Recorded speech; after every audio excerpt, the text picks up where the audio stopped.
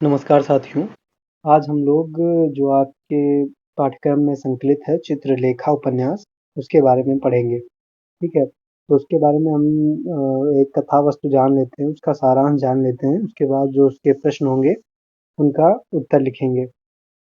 इसके लेखक हैं भगवती चरण वर्मा जी। इस जो उपन्यास है इसका प्रकाशन वर्ष है 1934 ईस्वी और इनके जो प्रमुख पात्र हैं, जो इस उपन्यास में पात्र आए हैं, उनमें से है जो प्रमुख पात्र है उसमें है सामंत बीजगुप्त, चित्रलेखा और कुमारगिरि। जो सामान्य पात्र हैं उनमें आता है श्वेतांक, विशाल देव और यशोधरा और गौड़ पात्र में मृत्युंजय आते हैं। ठीक है, ये जो चित्रलेखा उपन्यास है तो यह उपन्यास ऐतिहासिक पृष्ठभूमि में लिखा गया एक कल्पना प्रधान सामाजिक उपन्यास है। ठीक है, हम प्रारंभ करते हैं। प्रस्तुत उपन्यास श्री भगवती चरण वर्मा द्वारा लिखित एक सुविख्यात उपन्यास है जिसने उन्हें एक उपन्यास के रूप में प्रतिष्ठित किया है। इसमें उपक्रमणिका एवं उपसंहार के अतिरिक्त कुल 22 परिच्छेद हैं। इनमें व्यवहारिक धरातल पर पाप एवं पुण्य को विश्लेषित करने का प्रयास किया गया है। इस उपन्यास की कथावस्तु इस प्रकार है।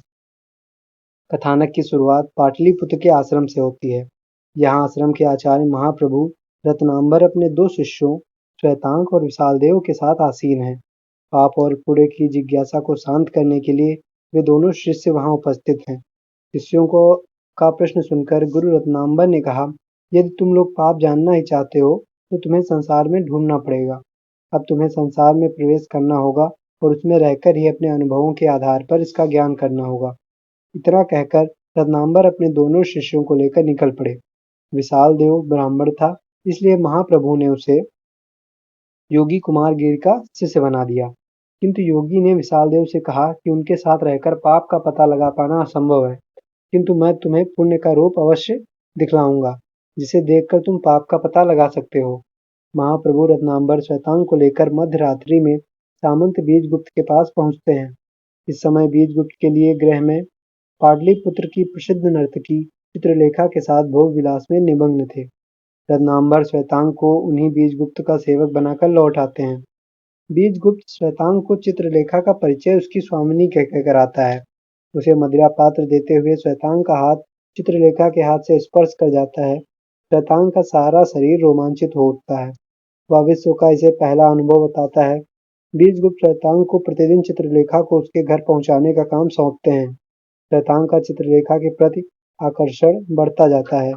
एक दिन बीजगुप्त की अनुपस्थिति में श्वेतांग ही चित्रलेखा का स्वागत करता है। आकर्षण के जाल में फंसकर वह चित्रलेखा के हाथ से मदिरा पान भी कर लेता है और नशे के उन्माद में ही उसका हाथ पकड़कर प्रेम निवेदन कर देता है। चित्रलेखा कहती है कि वह केवल बीजगुप्त को ही प्रेम करती है तथा श्वेतांग को फटकार देती है। श्वेतांग इसे भूलकर क्षमा याचना करता है। चित्रलेखा भाई कहकर उसे सांत्वना देती है। बीजगुप्त के आने पर श्वेतांग अपने अपराध का दंड मांगता है। बीजगुप्त उसकी बात को हंसकर टाल देता है और उसे शांत करता हुआ कहता है, ये जो पंक्तियां हैं ये चित्रलेखा से ली गई हैं सीधे सीधे। तो तुमने अपराध को स्वीकार करके अपने अपराध से स्वयं ही मुक्ति पा ली है। हाँ, अगर तुम कोई दंड ही चाहते हो तो वह है कि तुम्हें भविष्य में भी इसी प्रकार चित्रलेखा को उसके भवन तक पहुंचाने जाना पड़ेगा। एक रात को घूमते हुए बीजगुप्त और चित्रलेखा योगी कुमारगिरि के आश्रम में पहुंच जाते हैं। कुमारगिरि अपने आश्रम में एक स्त्री के प्रवेश पर आपत्ति प्रकट करते हैं, किंतु वे चित्रलेखा की व्यंग्यात्मक एवं तर्क संगत वाणी सुनकर हतप्रभ हो जाते हैं। चित्रलेखा जीवन, जगत, ब्रह्म, माया आदि पर उनसे विवाद करती है। यहीं से चित्रलेखा का आकर्षण कुमारगिरि के प्रति आरंभ होता है। बीजगुप्त कुछ शंकित होता है, लेकिन चित्रलेखा उसकी शंका का निवारण करते हुए कहती है कि प्रियतम, कुमारगिरि योगी है और मूर्ख है, उसकी आत्मा मर चुकी है। वह स्वयं तथा बीजगुप्त दोनों को धोखा देते हुए कहती है, कुमारगिरि एकांत का निवासी है और हम दोनों कर्म क्षेत्र के अभिनेता हैं। कुमारगिरि ने वासनाओं का हनन कर दिया है और हम दोनों वासनाओं पर विश्वास करते हैं। कुमारगिरि के जीवन का लक्ष्य है कल्पना का शून्य और हम दोनों के जीवन का लक्ष्य है मस्ती का पागलपन। प्रियतम, संसार का कोई भी व्यक्ति हम दोनों के बीच नहीं आ सकता। चित्रलेखा ने इस प्रकार बीजगुप्त को धोखा अवश्य दे दिया, किंतु वह स्वयं को धोखा न दे सकी। उसने मन ही मन कहा, पर कुमारगिरि सुंदर हैं। एक दिन सम्राट चंद्रगुप्त की राजसभा में आचार्य चाणक्य और कुमारगिरि में दर्शन, ईश्वर आदि के विषय पर विवाद छिड़ जाता है। कुमारगिरि आत्मशक्ति के बल से राजसभा में उपस्थित लोगों को ईश्वर की ज्योति के दर्शन करा देते हैं। चाणक्य को इस ज्योति के दर्शन नहीं होते। सम्राट सहित सभी उपस्थित जन कुमारगिरि की प्रशंसा करते हैं। चाणक्य को हार माननी पड़ती है। इसी समय चित्रलेखा उपस्थित होकर चाणक्य के इस पक्ष का समर्थन करते हुए कुमारगिरि का शास्त्रार्थ के लिए ललकारती है। वह कहती है कि कुमारगिरि आत्मशक्ति के बल पर उन्हीं लोगों को ईश्वर की ज्योति के दर्शन कराता है जिनकी आत्मशक्ति दुर्बल थी। सन्नाटे के संकेत करने पर विजय का मुकुट चित्रलेखा के सिर पर पहनाया जाता है। चाणक्य घोषणा करते हैं कि कुमारगिरि को इस अनुचित कार्य के लिए दंड मिलना चाहिए, किंतु दंड देने का अधिकार चित्रलेखा को होगा। कुमारगिरि यह कहकर खड़े हो जाते हैं कि उन्हें कोई पराजित नहीं कर सकता और न कोई दंड भी दे सकता है। सारी सभा भय से कांप जाती है, परंतु चित्रलेखा यह कहते हुए आगे बढ़ती है कि मैं तुम्हें दंड देने के लिए तुली हुई हूँ। इसके साथ ही अपना सोने का विजय मुकुट योगी कुमारगिरि के सिर पर रख देती है। उसके संकेत पर वाद्य यंत्र बजते हैं और वह विद्युत गति से नृत्य करने लगती है। कुमारगिरि यह कहते हुए सभा भवन से चले जाते हैं कि दंड और पराजय इस पर विचार करना होगा। चित्रलेखा स्वयं कुमार के आश्रम में पहुंचती है, उनकी शिष्या बनने की इच्छा प्रकट करती है। कुमारगिरि इससे बहुत दुखी है कि ज्ञान के क्षेत्र में अंधकार की प्रतीक नारी से वे भरी सभा में पराजित हुए। वे चित्रलेखा के द्वारा रखे हुए स्वर्ण मुकुट को पृथ्वी पर पटक देते हैं। यहाँ भी चित्रलेखा तर्क में कुमारगिरि को विवश कर देती है। वे उसे दीक्षा देना स्वीकार कर लेते हैं। चित्रलेखा अपना मुख कुमारगिरि की ओर बढ़ा देती है। वे भी अपना मुख नहीं हटाते, अतः कुमारगिरि के शरीर में रोमांच ही उठता है। इसी समय विशालदेव वहां पहुंच जाता है और अपने शिष्य के सामने नर्तकी से पराजित होने की हीन भावना अनुभव कर कुमारगिरि लज्जित हो जाते हैं। बीजगुप्त इस परिवर्तित परिस्थिति का विश्लेषण करता हुआ श्वेतांग से कहता है, चित्रलेखा परिस्थितियों के चक्कर में पड़ गई। कुमारगिरि को उसके जीवन में आना उसके लिए घातक है। दुर्भाग्यवश दोनों ही एक दूसरे के जीवन में बिना जाने हुए अपनी अपनी साधनाओं की भ्रष्ट करने के लिए आ गए हैं। भगवान ही उनकी सहायता कर सकता है। चित्रलेखा का आचार विचार एवं व्यवहार बीजगुप्त के हृदय को आहत कर देता है। आर्य मृत्युंजय के यहाँ बीजगुप्त और चित्रलेखा आमंत्रित होते हैं। चित्रलेखा वहां नाचती है, जिसकी वहां बहुत प्रशंसा होती है। योगी कुमारगिरि भी वहां अपने शिष्य विशाल देव के साथ पहुंच जाते हैं। कुमारगिरि आर्य मृत्युंजय की पुत्री यशोधरा और चित्रलेखा के सौंदर्य की तुलना करते हुए कहते हैं कि एक में जहाँ शांति है, वहीं दूसरे में मादकता है। भोज के उपरांत आर्य मृत्युंजय ने बीजगुप्त, चित्रलेखा, श्वेतांग, कुमारगिरि और विशाल देव को रोककर यशोधरा और बीजगुप्त के विवाह का प्रस्ताव रख देते हैं, किंतु बीजगुप्त इस प्रस्ताव को यह कहते हुए नकार देते हैं कि वह चित्रलेखा को हमेशा के लिए अपना बना चुके हैं। मृत्युंजय बीजगुप्त को समझाते हैं कि चित्रलेखा से उसका विधिवत विवाह नहीं हो सकता। चित्रलेखा से उत्पन्न संतान भी उनकी उत्तराधिकारी नहीं बन सकती। कुमारगिरि भी इस बात का समर्थन करते हैं और चित्रलेखा भी बीजगुप्त के विकास में अपने को व्यवधान समझकर उनके जीवन से अलग हो जाने का निश्चय करती है। चित्रलेखा के हृदय में प्रेम संबंधी अर्थद्वंद उठता है। द्रौपदी विषयक प्रेम, कृष्णादित्य से प्रेम संबंध और बीजगुप्त को आत्मसमर्पण करने के दृश्य उसके सामने आते हैं। अब वह योगी कुमारगिरि की ओर आकर्षित हो जाती है। वह अपने मूल्यवान वस्त्र आभूषण उतारकर केवल एक केसरिया साड़ी पहनकर योगी कुमारगिरि के पास चल देती है। समाधि भंग होने पर योगी कुमारगिरि चित्रलेखा के आने का कारण पूछते हैं। चित्रलेखा कहती है, मैं तुमसे प्रेम करने आई हूँ, तुमसे प्रेम करती हूँ। तुम जानते हो मैं तुम्हारे पास इसलिए आई हूँ कि तुम भी मुझसे प्रेम करो। योगी कुमारगिरि सोचने का समय मांगते हैं। चित्रलेखा कहती है, समय देने का समय नहीं है, बहुत आगे बढ़ आई हूँ, यहाँ से जाने के लिए नहीं। चित्रलेखा का रूप सौंदर्य इतना उत्तेजक है कि वह कुमारगिरि को व्यग्र कर देता है। वह अपनी वासनाओं पर नियंत्रण करने का प्रयास करता है, किंतु अपने को रोक नहीं पाता। चित्रलेखा के हृदय में अब परिवर्तन हो गया है। कुमारगिरि के आश्रम में वह पहले तो प्रेम करने के उद्देश्य से आई थी, किंतु अब उसकी प्रवृत्ति अध्यात्म की ओर हो जाती है।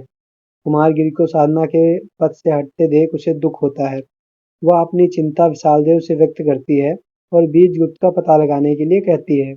इधर कुमारगिरि चित्रलेखा से प्रणय निवेदन करता है और चित्रलेखा उसे अस्वीकार कर देती है, किंतु कुमारगिरि की असत्य सूचना पर कि बीजगुप्त यशोधरा से विवाह कर लिया है, चित्रलेखा कुमारगिरि के प्रणय निवेदन को स्वीकार कर आत्मसमर्पण कर देती है। विशालदेव दूसरे दिन सूचना देता है कि बीजगुप्त ने यशोधरा से विवाह नहीं किया। इस सूचना से चित्रलेखा क्षुब्ध होती है और कुमारगिर को फटकारते हुए कहती है, नीच और झूठे पशु, अलग होकर तुमने मुझे धोखा दिया। वासना के कीड़े मुझसे झूठ बोले। तुम्हारी तपस्या विफल हो जाएगी और तुम्हें युगों युगों तक नरक में जाना पड़ेगा। मैं जाती हूँ, अब तुम मुझे रोक ना सकोगे। इस पर कुमारगिर कहते हैं कि तुमने मुझे पराजित किया था और मैंने तुम्हें पराजित कर दिया। इसके अनंतर चित्रलेखा घर वापस चली जाती है, किंतु बीजगुप्त के पास नहीं जाती। बीजगुप्त मानसिक शांति की तलाश में काशी जाता है, किंतु वहां भी उसे शांति नहीं मिलती। वह पुनः पाटलिपुत्र लौट आता है। चित्रलेखा के विपरीत आचरण ने उसके हृदय को अशांत कर दिया। इस अशांति को दूर करने के उद्देश्य से वह एक बार यशोधरा से विवाह कर लेने का निश्चय करता है, किंतु जब यह ज्ञात होता है कि वह उनके सेवक श्वेतांक से प्रेम करती है, तो इस विचार को भी त्याग देता है। बीजगुप्त आर्य मृत्युंजय के पास जाकर यशोधरा के विवाह का प्रस्ताव श्वेतांक के साथ रखता है। आर्य मृत्युंजय श्वेतांक जैसे सामान्य व्यक्ति के साथ विवाह के प्रस्ताव को अमान्य कर देता है। बीजगुप्त श्वेतांक को अपना दत्तक पुत्र घोषित कर अपनी सारी संपत्ति और अपना सामंत पद सम्राट से दिलाने की घोषणा करता है। मृत्युंजय और श्वेतांक बीजगुप्त के त्याग पर चकित रह जाते हैं। यद्यपि कुमारगिर को त्याग कर चित्रलेखा अपने घर लौट जाती है, किंतु आत्मग्लानि के कारण बीजगुप्त से मिलने का साहस नहीं कर पाती। एक दिन श्वेतांक अपने विवाह में सम्मिलित होने के लिए चित्रलेखा को निमंत्रण देने उसके घर जाता है और उसे बीजगुप्त के त्याग की कहानी बताता है। वह यह भी बताता है कि विवाहोपरांत बीजगुप्त पाटलिपुत्र छोड़कर चले जाएंगे। चित्रलेखा विवाहोत्सव में सम्मिलित तो नहीं होती, किंतु उस रात बीजगुप्त के पीछे वह भी चल देती है। मध्य रात्रि में बीजगुप्त अपने पीछे किसी के पैरों की आहट सुनकर जब पीछे पलट कर देखते हैं तो उन्हें चित्रलेखा दिखाई पड़ती है। चित्रलेखा बीजगुप्त के पैरों पर गिरकर क्षमा याचना करती है। नाथ, मैंने तुम्हारा जीवन नष्ट कर दिया, मैंने तुम्हें मिटा दिया। तुम मुझे शाप दो, दंड दो, मुझे प्रताड़ित करो, पर मुझसे घृणा न करो। चित्रलेखा को प्रेम भरा अनुनय बीजगुप्त के हृदय को द्रवित कर देता है। वह बीजगुप्त से एक दिन के लिए उसको उसके घर अतिथि बनकर दूसरे दिन जाने का आग्रह करती है। बीजगुप्त इस आग्रह को स्वीकार कर लेता है। दूसरे दिन चित्रलेखा बीजगुप्त का चरणामृत लेती हुई स्पष्ट कर देती है कि मैं कुमारगिर की वासना का शिकार हो जाने के कारण तुम्हारे समीप न आ सकी, अतः मुझे क्षमा कर दो। बीजगुप्त आत्मीयता के साथ कहता है, प्रेम स्वयं एक त्याग है, विस्मृति है, तन्मयता है। प्रेम के प्रांगण में कोई अपराध ही नहीं होता, फिर क्षमा कैसी? फिर भी यदि तुम कहलाना ही चाहती हो, तो मैं कह देता हूँ कि मैं तुम्हें क्षमा करता हूँ। चित्रलेखा अपनी सारी संपत्ति दान कर भिखारिणी बन जाती है और बीजगुप्त के साथ चल देती है। अब यहाँ पर फिर उसके बाद कुछ समय के बाद विशाल देव और श्वेतांग महाप्रभु रत्नांबर से पुनः मिलते हैं। श्वेतांग बीजगुप्त को त्याग की प्रतिमूर्ति और देवता बतलाता है, जबकि कुमारगिर को पापी कहता है। ठीक है, श्वेतांग जो बीजगुप्त का दास था, मतलब दास बन के गया था। विशाल देव कुमारगिर को महान योगी तथा आत्मशक्ति का भंडार बताता है, क्योंकि विशाल देव कुमारगिर के साथ रहता था, और बीजगुप्त को वासना का दास और पापी कहता था। महाप्रभु रत्नांबर दोनों शिष्यों को समझाते हुए कहते हैं कि संसार में पाप पुण्य कुछ भी नहीं, वह तो मनुष्य के दृष्टिकोण की विषमता और परिस्थितियों का परिणाम है। जो कुछ मनुष्य करता है वह उसके स्वभाव के अनुकूल होता है, और स्वभाव प्राकृतिक है। मनुष्य अपना स्वामी नहीं है, वह परिस्थितियों का दास है, विवश है। वह करता नहीं है, वह केवल साधन है। फिर पुण्य और पाप कैसा? संसार में इसलिए पाप की परिभाषा नहीं हो सकी और न हो सकती है। हम तो पाप करते हैं और न पुण्य करते हैं।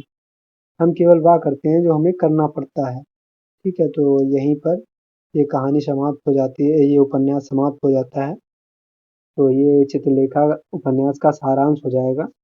अब इससे ये सब आपको पढ़ के आराम से आप इसके प्रश्नों को हल कर सकते हैं। ठीक है, धन्यवाद।